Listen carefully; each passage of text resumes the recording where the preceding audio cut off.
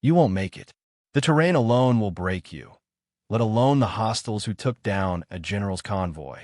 We need a hunter for this, Sergeant, not a ghost still haunting the med bay. Captain Marcus Thorne's voice was a blade in the tense air of the briefing tent, sharp with the casual cruelty of a man who mistakes his rank for wisdom. His words were aimed directly at Sergeant Eva Rostova, a woman who seemed to occupy less space than her own shadow. The small crowd of operators and support staff shuffled, a few smirking in nervous agreement, most just staring at the dusty floor, wishing the ground would swallow them. Thorne gestured dismissively at her, his pointer stick tapping against the map of the treacherous Zargan Valley. Look at her. She barely survived that IED blast last year. The brass is sending a broken soldier on a recovery mission that needs our absolute best. It's an insult to the men we lost and a death sentence for the team she's with. Thorne's confidence was a performance, loud and broad, designed to fill the room and leave no space for doubt. He saw her silence, her unwavering stillness, as weakness. He saw the faint, silvery scar that traced a line from her temple to her jaw as a mark of failure, a permanent reminder of her vulnerability. He saw a liability. He did not see the truth. Eva Rostova said nothing. She did not flinch, did not meet his gaze, did not offer a single word in her own defense. Her response was a quiet, methodical sequence of actions. Her hands, steady and sure, moved over the components of her M210 enhanced sniper rifle, which was laid out on a canvas mat. Each piece was wiped clean, inspected with an intensity that bordered on reverence, and reassembled with an economy of motion that was its own language. Click, a magazine seated. Hiss, a suppressor threaded onto the barrel. Snap, the bipod legs locked into place.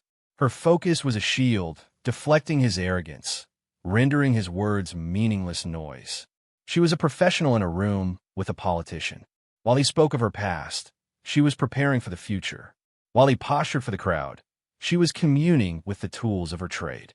Colonel Williams, the base commander, stood at the back of the tent, his arms crossed, his face an unreadable mask of hardened experience. He watched the exchange, his eyes shifting from Thorne's theatrics to Rostova's silent ritual. He saw what Thorne could not. The scar was not a symbol of fragility, but a proof of resilience. Her silence was not fear, but a profound and absolute discipline that had been forged in crucibles Thorne couldn't even imagine. Williams knew that in the world of quiet professionals, the most dangerous ones were never the loudest. They were the ones you didn't notice until the work was already done. He had read her classified file, a document so heavily redacted it was more black ink than white paper. He knew what that IED blast really was, and he knew she hadn't just survived it. She had ended it. And as Eva Rostova finished her assembly, lifting the perfectly balanced rifle and feeling its familiar weight settle against her shoulder, a silent promise passed between her and the weapon. The world could be loud.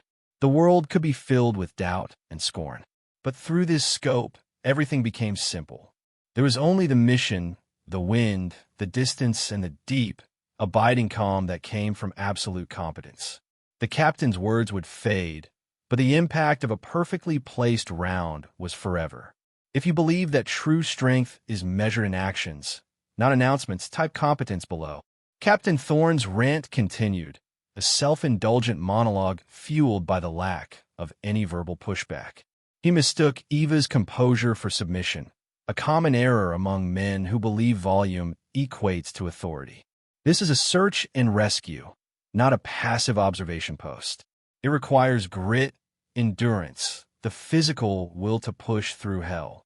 General Maddox is out there, and we're pinning our hopes on someone who, with all due respect, should be on limited duty. Is there anyone else in this room who thinks this is a sound tactical decision? He scanned the faces, his challenge hanging in the air, but no one dared to speak against the silent decision that had clearly come from higher up. The discomfort was palpable. The operators Thorne was trying to rally to his side were seasoned professionals themselves. They knew the difference between battlefield bravado and the quiet intensity of a true specialist. But Thorne's rank and sheer force of personality kept them silent. They were caught between institutional hierarchy and professional intuition. They saw Thorne's polished boots and perfectly pressed fatigues, and then they saw Rostova's scuffed, worn gear that spoke of countless hours in the field. They heard his loud, clean theories of engagement, and they saw her silent, dirty reality of practice. The contrast was a lesson in itself, but one they were not yet in a position to acknowledge openly. Eva simply continued her work. Her focus narrowed to the optics of her scope, a state-of-the-art piece of equipment she treated with the care of a watchmaker. With a soft cloth, she polished the lens, her breath fogging it for a moment before she wiped it clean, revealing a perfectly clear view of the canvas tent wall. In that small circle of magnified reality, the world was stripped of all its noise. There was no Captain Thorne, no doubting crowd, no painful past. There was only clarity, precision, and the mathematical certainty of ballistics. Her movements were a form of meditation, a physical mantra of practice skill. She checked the torque on the scope rings, her fingers applying the exact pressure from memory. She confirmed the zero, making a micro-adjustment to account for the barometric pressure of their current altitude, a detail Thorne wouldn't even have considered. This was the world she inhabited, a world of millimeters, of windage, of heartbeat control, of a silence so profound it roared. Colonel Williams finally decided the demonstration of Thorne's ignorance had gone on long enough. He stepped forward, his presence instantly shifting the atmosphere in the tent. Captain Thorne, his voice was low, calm, yet carried the unmistakable weight of command. Your concerns are noted. They are also irrelevant. He didn't raise his voice. He didn't need to. His authority was not performed. It was inherent. Sergeant Rostova is leading the overwatch element. Your team will be on the ground, and you will listen to her guidance. She will have final say on engagement. Is that understood? Thorne's face flushed, a flicker of outrage in his eyes, but it was quickly suppressed by the unyielding steel in the colonel's gaze. Sir, Thorne stammered, she's not even a team lead. Williams took another step closer, his voice dropping even further, forcing everyone to lean in. Captain, in her field, she's the only thing that matters. Her file speaks for itself. Your job is to get the ground team to the extraction point she clears for you. Her job is to make sure you get there alive. Do not confuse the 2-inch. He turned his attention to Eva, who had now risen, her rifle held in a low-ready position, her expression unchanged. Sergeant, your mission is a go. Take your team. Find our general. Eva's response was characteristically brief, her voice clear and steady, betraying no emotion. Yes, sir. She gave a crisp nod, turned, and walked out of the tent, her team of 2 spotters falling in behind her without a word. The quiet confidence of their departure left a vacuum in the room, a deafening silence that said more than Thorne's entire tirade. The real operation had just begun, and the talking was finally over.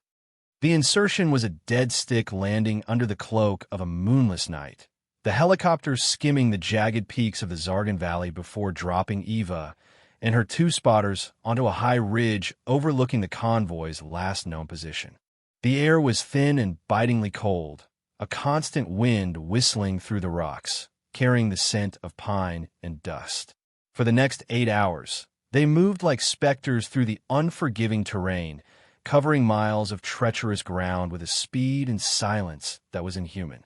Eva set a grueling pace, yet her movements were fluid and efficient, born from a deep understanding of the land. She didn't fight the mountain. She flowed with it, using its shadows and contours as her allies. Down in the valley, Captain Thorne's team was making slower, noisier progress, their radio chatter a constant stream of complaints about the terrain and the cold. From her perch, Eva could hear their transmissions, a faint crackle in her earpiece. Thorne's voice was still laced with arrogance, though now it was tinged with the frustration of a man whose plans were being complicated by reality. He directed his team with textbook precision, which in this chaotic environment made them predictable and vulnerable. He was playing chess on a board that demanded improvisation. Eva and her team reached their final overwatch position just as the first hint of dawn bled across the eastern horizon, painting the cruel landscape in shades of gray and bruised purple. The spot they chose was a shallow depression shielded by a cluster of ancient, wind-scoured rocks nearly 2,000 meters from the ambush site. It offered a commanding view of the entire kill zone. Through her scope, the scene below was one of brutal efficiency. The burned-out husks of the armored vehicles were scattered across the narrow road, a testament to a well-planned and ruthlessly executed attack. There were no bodies. That was the first sign that this was a kidnapping, not an annihilation. General Maddox was alive, and he was the prize. For 3 hours, Eva did nothing but watch. Her stillness was absolute, a predator conserving its energy, becoming part of the landscape. Her spotters, 2 seasoned NCOs who had worked with her before, mirrored her patience, their own binoculars scanning their designated sectors. They knew her rhythm. They trusted her silence. On the radio, Thorne was growing impatient. "Overwatch, this is ground team. We are approaching the objective. We see no movement. Do you have eyes on anything? We need to go in now." Eva keyed her mic, her voice a low, calm whisper that seemed to be part of the wind itself. "Ground team, this is Echo. Stand by. The scene is too clean." Thorne's reply was sharp with condescension. "Echo, we're the ones on the ground here. It's clean because they're long gone. We're moving in." Before Eva could respond, she saw it. It wasn't a glint of a scope or the outline of a hidden enemy. It was something far more subtle. A single, small rock, no bigger than a fist, was discolored. It was darker than the surrounding stones, damp. In this arid climate, at this altitude, nothing should be damp unless it had been recently touched or disturbed. Her eyes traced an invisible line upwards from the rock to a dense patch of scrub on the opposing ridge. It was a perfect sniper's hide, a place Thorne's team would never spot from the valley floor. Then she saw another clue, a slight disturbance in the dust near the wreckage, the faint outline of a boot print that was being slowly erased by the wind, pointing not away from the convoy, but toward the cliffs. They hadn't taken the general down the valley. They had taken him up, into a prepared position. It was a trap. The ambush site was the bait, and Thorne's team was about to walk right into it. "Ground team, Echo. Abort approach. I say again, abort. You are walking into a layered ambush. The objective is bait." Eva's voice was flat, devoid of alarm, but the command was absolute. Thorne's reply was instantaneous, dripping with disbelief and insubordination. "On what authority, Echo? My team has eyes on the wreckage. There is nothing here. We are not turning back based on your ghost story." The tension on the comms channel was electric.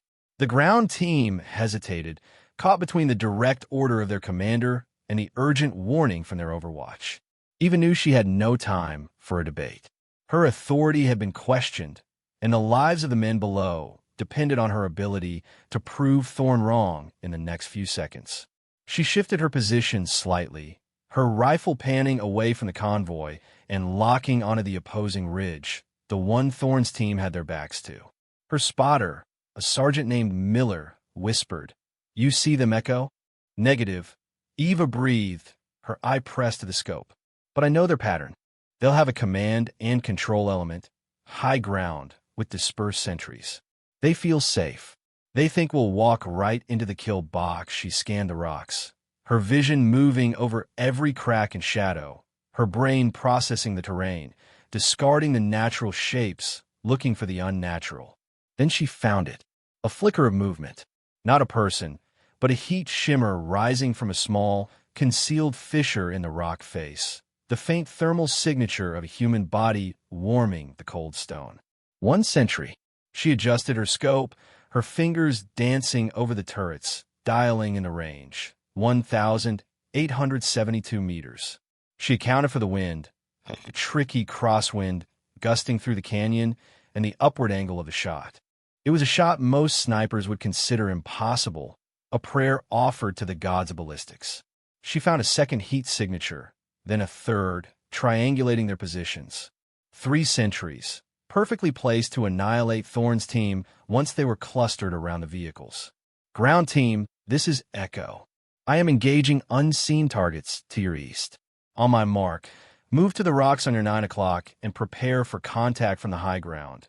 Thorne's voice came back, apoplectic. "You're not authorized to engage. You do not have positive identification. You will compromise this entire operation." Eva ignored him. She had given her warning. Now, she would provide the proof. Her breathing slowed until it was almost non-existent. She settled the crosshairs on the first heat signature.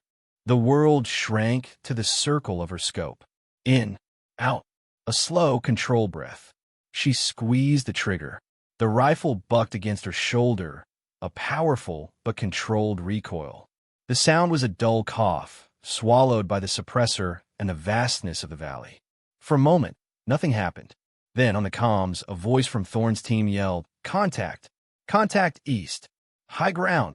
A second later, the delayed crack of Eva's supersonic round echoed off the canyon walls. Before the echo faded, she was already on her next target. Her movements were a blur of practiced efficiency. Bolt, eject, load, sight, breathe, squeeze. The second shot was gone before the enemy even knew where the first had come from.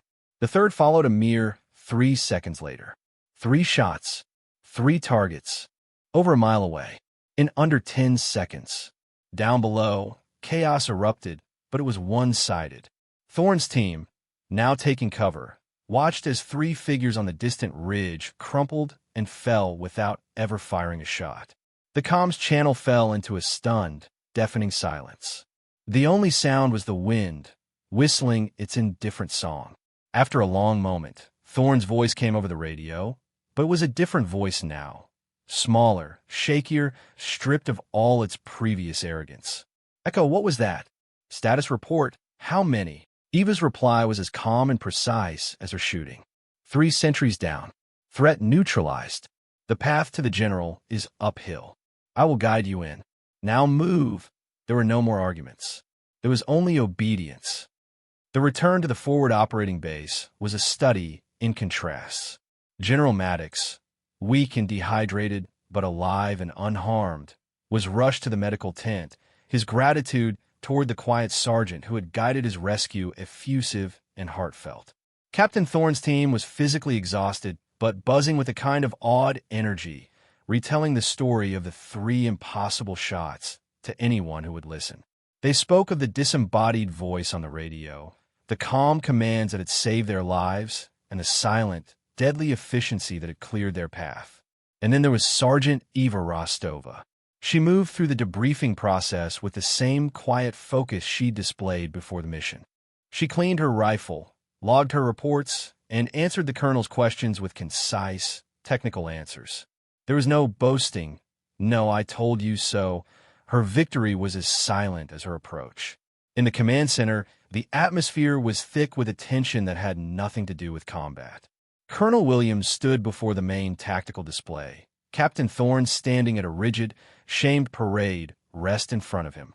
The entire command staff was present, ostensibly for the mission debrief, but in reality, they were there to witness a reckoning. Williams let the silence stretch, allowing Thorne to stew in the consequences of his public failure in judgment. The man who had been so loud, so certain, was now a monument to humbled arrogance. He stared straight ahead, his jaw tight, his face pale. He had not only been wrong, he had been spectacularly, dangerously wrong, and his ignorance had nearly cost the lives of his men and the general they were sent to save. "Captain Thorne," Williams began, his voice dangerously soft. "Earlier today, you offered this command your assessment of Sergeant Rostova's capabilities. An assessment based, as I recall, on her gender, her physical appearance, and a gross misinterpretation of her service record. You called her a ghost, a broken soldier. You questioned my orders and publicly undermined her authority in front of your team." Williams paused, letting the indictment hang in the air. Thorne visibly swallowed, but said nothing. He had no defense. The proof of his error was walking and breathing in the med tent next door. "I find myself wondering, Captain," Williams continued, his eyes cold as chips of ice, "if you have any revised assessments to offer at this time." Thorne's voice, when it finally came, was a choked whisper. "No, sir. I was wrong, sir. Wrong doesn't begin to cover it, Captain." Williams snapped, his voice finally rising. Your arrogance nearly created a tragedy. Her competence prevented it. You operate in a world of words, of theories, of assumptions. Sergeant Rostova operates in a world of results. It's time you learn the difference. With a few keystrokes, Williams brought up a file on the main screen. It was Eva Rostova's personnel record. The photo was a simple, unsmiling headshot, the same impassive face he'd seen in the briefing tent. But below it, the text began to scroll, and a collective gasp went through the room. The screen glowed with the stark, undeniable truth of Sergeant Eva Rostova's career, a litany of excellence that silenced the room more completely than any shouted command ever could. The text was dense, filled with acronyms and code names that spoke of a world operating in the deepest shadows of global conflict. Unit designation: 1st Special Forces Operational Detachment Delta. The name alone carried a mythical weight. They were the elite of the elite, the quiet professionals of Army lore, a unit whose existence was barely acknowledged. Thorne's face went white. He had been berating a Tier 1 operator. He had lectured a legend.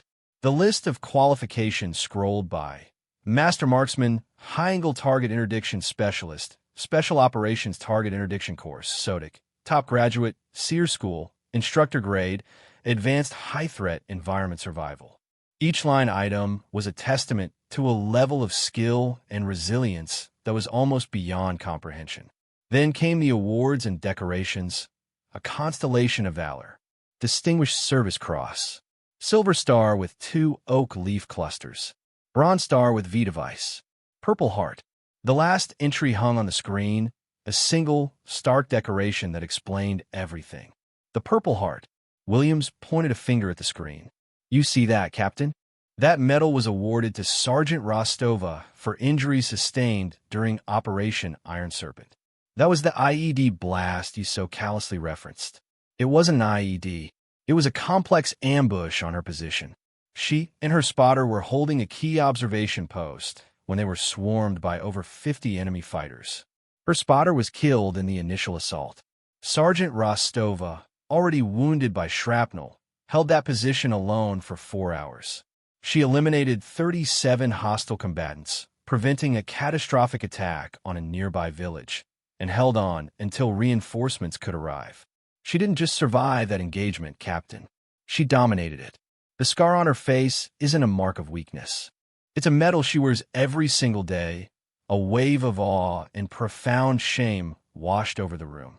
The operators who had snickered at Thorne's jokes now stared at the floor, their faces burning. They had been complicit in the mocking of a hero. Williams wasn't finished.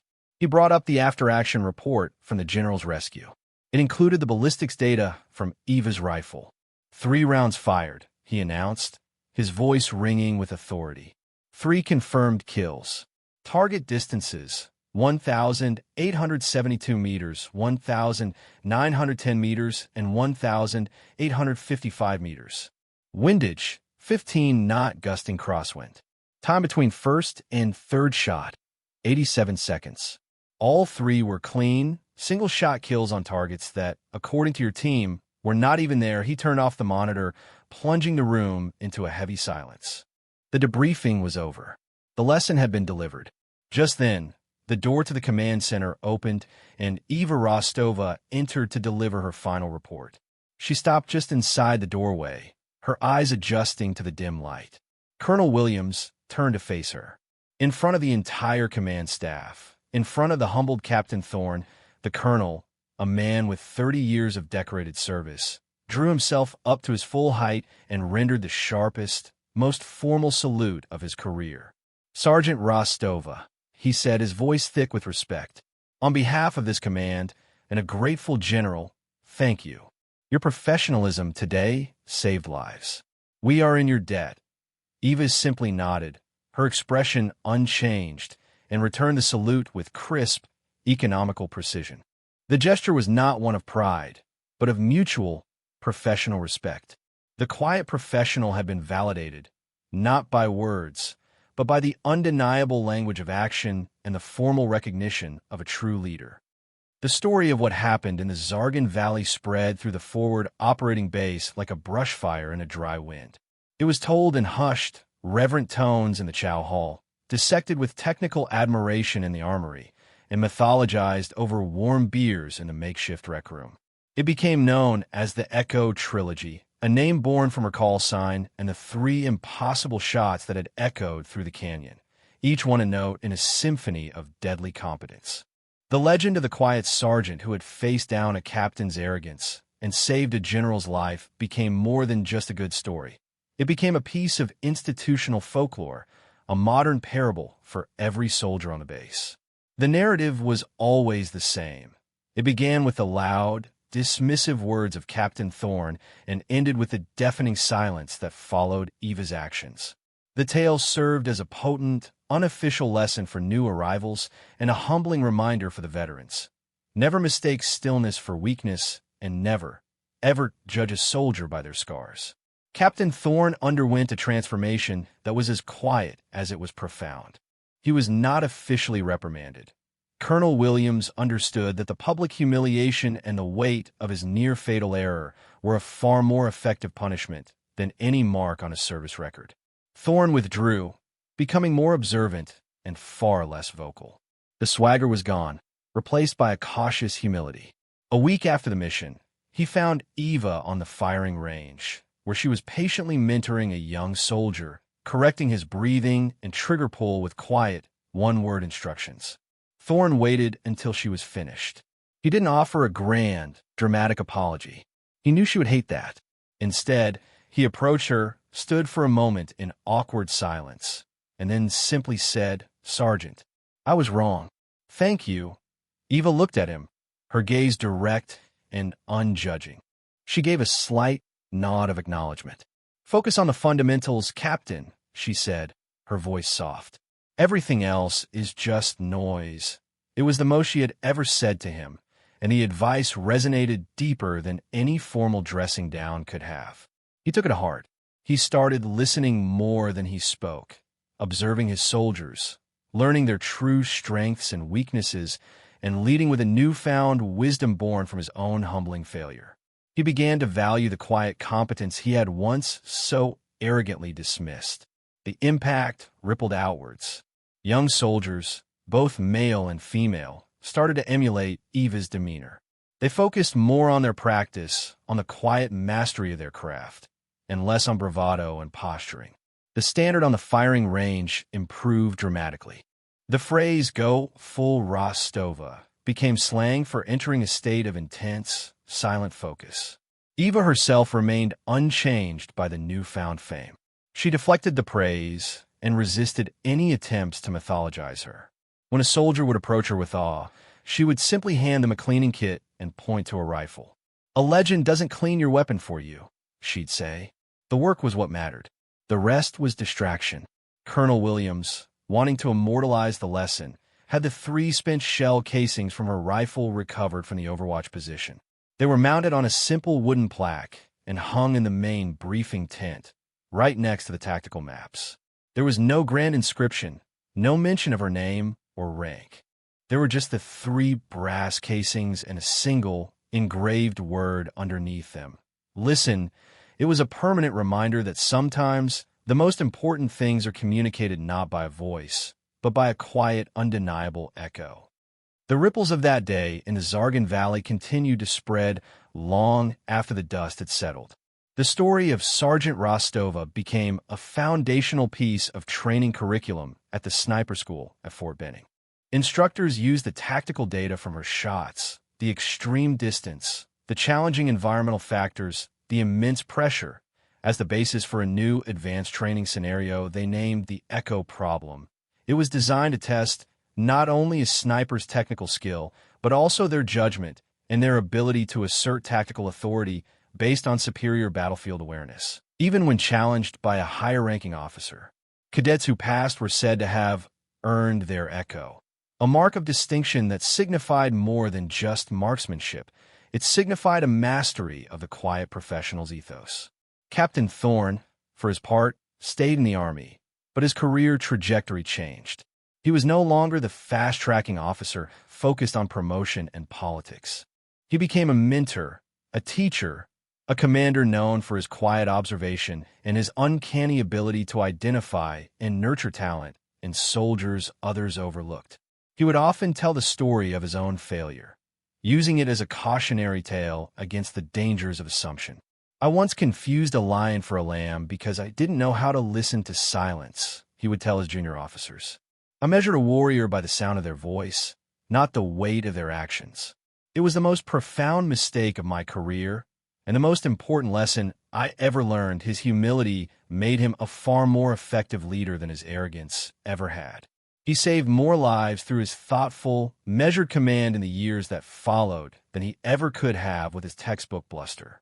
The plaque with the 3 shell casings moved with Colonel Williams from command to command, a personal touchstone and a teaching tool he used to instill the right values in his new units. It became a symbol of a culture he sought to build, a culture where competence was the only currency that mattered, where respect was earned through action, and where the quietest person in the room was often the one most worth listening to.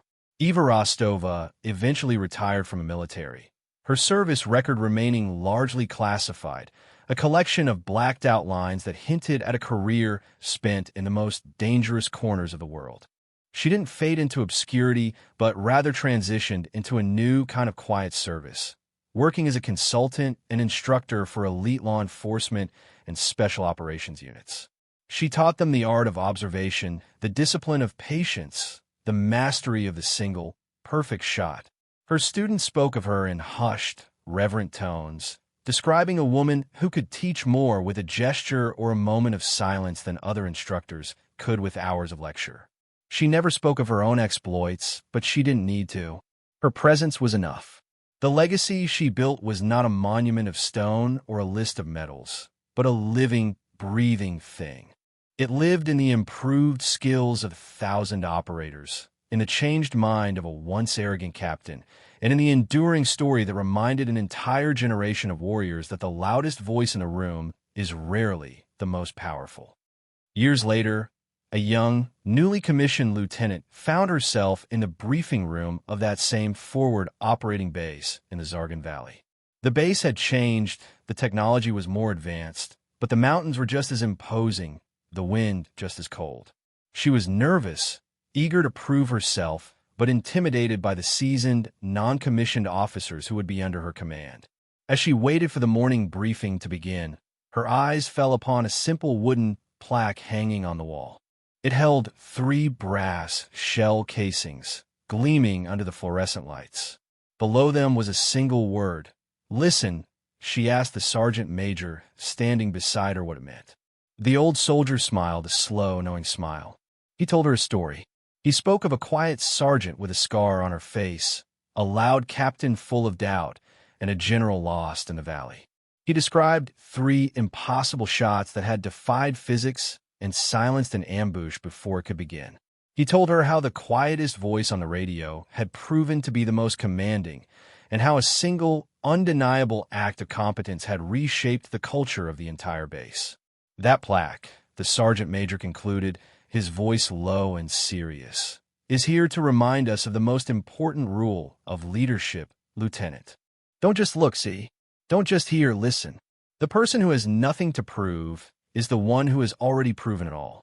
Your job is to be wise enough to recognize them.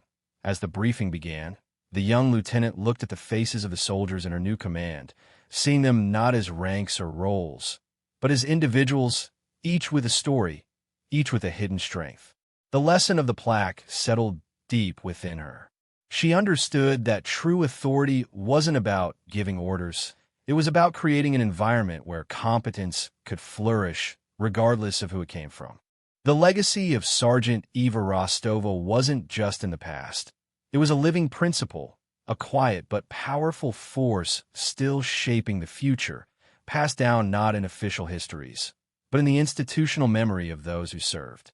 It was a testament to the enduring truth that what you are speaks so loudly that the world has no choice but to eventually listen. True strength isn't the absence of scars, but the quiet dignity with which they are worn. It is the silent preparation, the focused execution, and the humble aftermath. It is a legacy not of noise, but of impact, A legacy defined not by what was said, but by what was done. It is the powerful, unending echo of a quiet professional. For more stories where quiet competence triumphs over loud assumption, and where silent professionalism defines their worth, subscribe to Unknown Heroine Stories.